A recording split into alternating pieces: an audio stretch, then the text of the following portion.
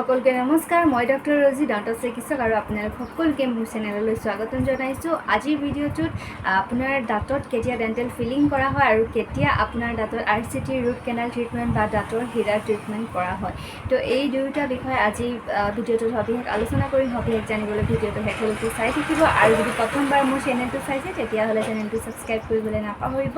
আৰু এতিয়া বলক আৰম্ভ কৰোঁ। তো আটাইতকৈ প্ৰথমতে আপোনাক এইটোৱে কৈছোঁ কি ডেণ্টেল ফিলিং কেতিয়া কৰা হয়। ডেণ্টেল ফিলিং বা RCT কেতিয়া কৰা হয়। তো এই ভিডিঅ'টো চোৱাৰ পিছত আপোনাৰ কনফিউজন দূৰ হৈ যাব যে কেতিয়া আপোনাৰ দাঁতত ফিলিং কৰিব পৰা যায় আৰু কেতিয়া আপোনাৰ দাঁতৰ হীৰা ট্ৰিটমেণ্ট বা RCT বা ৰুট কেনাল ট্ৰিটমেণ্ট কৰা হয়। তো আটাইতকৈ প্ৰথমতে যেতিয়া আপোনাৰ প্ৰব্লেম হৈছে, প্ৰব্লেম মানে যেতিয়া আপোনাৰ খানা দাঁতত খাদ্যবস্তু ফচিব লাগিছে, খাদ্যবস্তু জমা হৈছে, বাৰে বাৰে খানা খালে আপোনাৰ ফচি যায়, তাতে কিন্তু কোনো ধৰণৰ বিষ নাই, কি কয় কেতিয়াবা চেঞ্চিটিভিটি হয় বা কোনো ধৰণৰ প্ৰব্লেম নাই কিন্তু খাদ্যবস্তু ফচি থাকে, নাইবা আপুনি দাঁতত এনেকৈ কলা পৰা ধৰণৰ যদি আপুনি ফিল কৰে, দাঁতত কেভিটি হৈছে বুলি যদি আপুনি গম পায়, তেতিয়াহ'লে যেতিয়াই আপুনি ডেণ্টিষ্টৰ ওচৰলৈ যাব চেকআপৰ কাৰণে, তেতিয়া আটাইতকৈ প্ৰথমতে তেখেতে আপোনাক অইল এক্সামিনেশ্যন কৰি চাব, মুখৰ ভিতৰত ভালদৰে চাব কি আপোনাৰ কি প্ৰব্লেম হৈছে।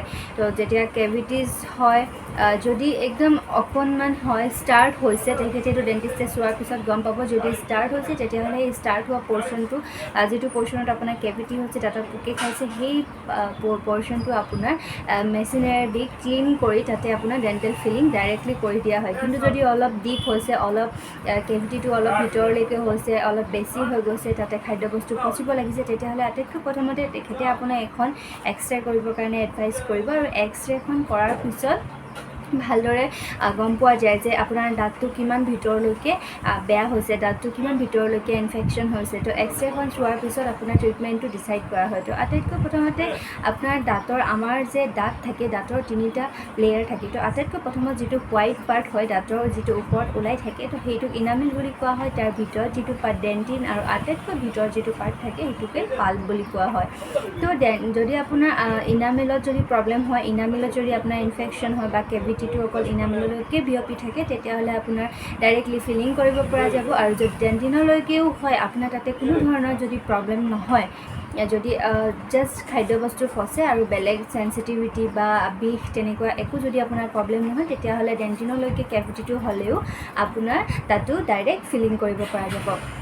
তাৰপাছত কিন্তু আপোনাৰ যদি ডেণ্টিন পাৰ্টটো অলম'ষ্ট আপোনাৰ মানে কেভিটিয়ে মানে বিয়পি গৈছে, কেভিটিয়ে মানে খতম কৰি দিছে যিটো ডেণ্টিন পাৰ্ট হয়, ইনামেলো আপোনাৰ অলৰেডি ডেষ্ট্ৰয় হৈ গৈছে, ডেণ্টিনো আপোনাৰ ডেষ্ট্ৰয় হৈ গৈছে, লাহে লাহে আপোনাৰ চেঞ্চিটিভিটি ষ্টাৰ্ট হৈছে, তাৰপিছত বিষ হৈছে, তেতিয়াহ'লে আপোনাৰ ফিলিং কৰিব পৰা নাযাব। যদি আপোনাৰ দাঁতটোত বিষ হয়, তেতিয়াহ'লে জাষ্ট আপোনাৰ চেঞ্চিটিভিটি যদি আপোনাৰ ফিল হৈছে, কোনো ধৰণৰ প্ৰব্লেম নাই, আৰু আপোনাৰ দাঁতটো যেতিয়া ক্লিন কৰা হয়, মেচিনেদি যেতিয়া ক্লিন কৰা হয়, ক্লিন কৰা সময়তো যদি আপোনাৰ কোনো ধৰণৰ প্ৰব্লেম নহয়, তেতিয়া প্ৰথমতে আপোনাৰ অলপ ক্লিন কৰি এটা টেম্পৰেৰী ফিলিং কৰি দিয়া হয়। তাৰপিছত এসপ্তাহ মানে 1 উইক চোৱা হয় যে তাতে কিবা ধৰণৰ প্ৰব্লেম হৈছে নেকি। যদি একো প্ৰব্লেম নহয়, তেতিয়াহ'লে এটা বেষ্ট মেটেৰিয়েল থাকে, বেষ্ট মেটেৰিয়েলটো দিয়াৰ পিছত তাৰ ওপৰত আপোনাৰ যিটো ডেণ্টেল ফিলিং হয়, ডেণ্টেল ফিলিংটো ধুনীয়াকৈ কৰি দিয়া হয়, তেতিয়াহ'লে আপোনাৰ কোনো ধৰণৰ প্ৰব্লেম নহয়। কিন্তু যদি আপোনাৰ টেম্পৰেৰী ফিলিং কৰাৰ পিছত যদি আপোনাৰ বিষ হয় বা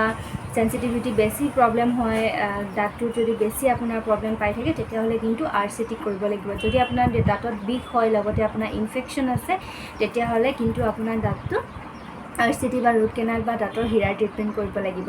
তো এতিয়া আপোনালোকে বুজি পালেনে? যদিহে আপোনাৰ কেভিটিটো খুব সৰু হয় আৰু আপোনাৰ ওপৰ লেয়াৰ আপোনাৰ ইনামেল বা ডেণ্টিন পাৰ্টলৈকে আছে আৰু আপোনাৰ কোনো ধৰণৰ অসুবিধা হোৱা নাই, তেতিয়াহ'লে আপোনাৰ কিন্তু ডাইৰেক্ট ডেণ্টেল ফিলিং কৰি দিব পৰা যাব। ফিলিং মেটেৰিয়েল, বিভিন্ন ধৰণৰ ফিলিং মেটেৰিয়েলৰ বিষয়ে মই অন্য এটা ভিডিঅ'ত অলৰেডি ডিছকাছ কৰিছোঁ। তো কোনটো ফিলিং মেটেৰিয়েল আপুনি কৰাব বিচাৰে, সেই অনুসৰি আপোনাৰ মেইনলি আপোনাৰ 3টা ফিলিং মেটেৰিয়েল আছে। তো আপুনি এমালগাম হয়, যিটো আপোনাৰ ষ্টিল কালাৰৰ দেখা যায়, চিলভাৰ কালাৰৰ দেখা পোৱা যায়, আৰু আজিকালি বহুতে আপোনাৰ কৰিব নিবিচাৰে সেইটো ফিলিংটো, আৰু গ'ল্ড ফিলিঙো কৰিব পৰা যায়, যিটো গ'ল্ড মানে সোণালী কালাৰৰ হয়, সেইটো আজিকালি এভইড কৰে সকলোৱে। আজিকালি দাঁতৰ ৰঙৰ কালাৰৰে, মানে দাঁতৰ ৰঙৰ কালাৰৰে ফিলিং কৰিব বিচাৰে। তো সেইটো কাৰণে এটা GIC বুলি আছে, সেইটো ফিলিং মেটেৰিয়েলো আপুনি কৰিব পাৰে, কিন্তু তাতকৈ ভাল আপোনাৰ কম্প'জিট ফিলিং মেটেৰিয়েল হয়, যিটো আপোনাৰ একেবাৰে দাঁতৰ নিচিনা, দাঁতৰ লগত মিলি যায় আৰু খুব ধুনীয়া ধুনীয়া আপোনাৰ টুথ কালাৰ হয়, টুথ কালাৰ ৰেষ্টৰেটিভ মেটেৰিয়েল হয়, আপোনাৰ একেবাৰে দাঁতৰ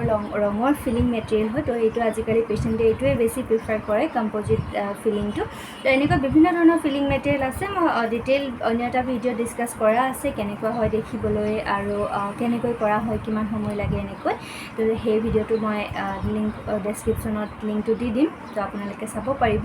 আৰু আজিলৈ ইমানেই। যদি আপোনালোকৰ ভিডিঅ'টো ভাল লাগিল তেতিয়াহ'লে ফ্ৰেণ্ডছ আৰু ফেমিলি মেম্বাৰক শ্বেয়াৰ কৰিবলৈ নাপাহৰিব। আৰু যদি আপোনাৰ কেভিটি হৈছে বা আপোনাৰ দাঁতত যদি বাৰে বাৰে খাদ্যবস্তু ফচিছে কিন্তু আপোনাৰ কোনো ধৰণৰ প্ৰব্লেম, বিষ বা কোনো ধৰণৰ চেঞ্চিটিভিটি একো প্ৰব্লেম হোৱা নাই, কিন্তু তথাপিও আপুনি ডেণ্টিষ্টৰ ওচৰত গৈ এবাৰ ইয়াৰ মানে কি ক'ব চেকআপ কৰাই তাৰ ট্ৰিটমেণ্ট কৰাই ল'ব। কাৰণ যিহেতু আপোনাৰ যদি অলপ হৈছে প্ৰব্লেমটো, তেতিয়াহ'লে ডেণ্টেল ফিলিং কৰাব পাৰিব আৰু সেইটো খুব কম খৰচতো হৈ যাব আৰু আপোনাৰ কষ্টও নহ'ব আৰু খাদ্যবস্তু যিটো ফচি থাকে বাৰে বাৰে সেই প্ৰব্লেমটো নহ'ব আৰু আপোনাৰ বিষ হোৱাৰ পৰা আপুনি ৰক্ষা কৰিব।